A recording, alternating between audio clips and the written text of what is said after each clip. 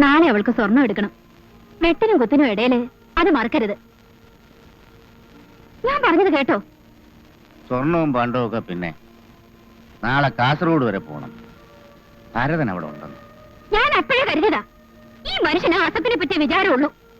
ഞാനും എന്റെ മോള് എവിടെ പോയി ചത്താലും ഇങ്ങനെ തിരിഞ്ഞു നോക്കത്തില്ല. എപ്പോ നോക്കിയാലും ഭരതൻ ഭരതൻ. എന്നിട്ട് എന്തായി? അച്ഛന്റെ മുഖത്തടിച്ചതിൽ ഒഴിച്ചോടിയോ? നീ ഒറ്റയാള് കാരണമാ. നിന്റെ ആട്ടും തുപ്പും കേട്ടും മടുത്തിട്ടാ അവൻ. ആമ്പ്രന്നോനെ, രണ്ടാനമ്മ കുത്തുകൊണ്ട് മടുത്തിട്ട് അവൻ ഒളിച്ചോടിയതെങ്കിൽ ഇനി അവൻ തിരിച്ചു വരില്ല. കാര്യം ഈ പദ്മാക്ഷിക്ക് ജീവനുണ്ടെങ്കിൽ അവൻ ഈ പഠിക്കാത്ത ഞാൻ കേട്ടില്ല.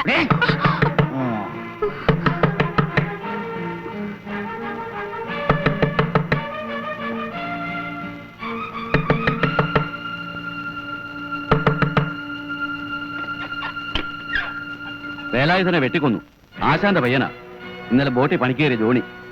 എവിടാ സംഭവം? കായൽക്കരയില്. അവന്റെ ജീവൻ ഞങ്ങൾ എടുക്കും. ആശാനോട് പറഞ്ഞിട്ടാകാമെന്ന് വെച്ചിട്ടാ. അങ്ങോട്ടും ഇങ്ങോട്ടും വെട്ടിയും കുത്തിയും പ്രശ്നം പരത്തണ്ട. ഞാൻ വരിക.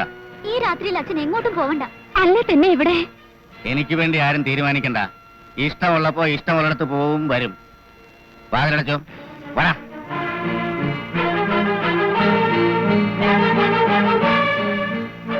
നീ പിള്ളേരെ ആരേലും പറഞ്ഞു വിട്ട് ആ പപ്പനെയും മൂസയും ഒന്ന് വിളിപ്പിക്കേ.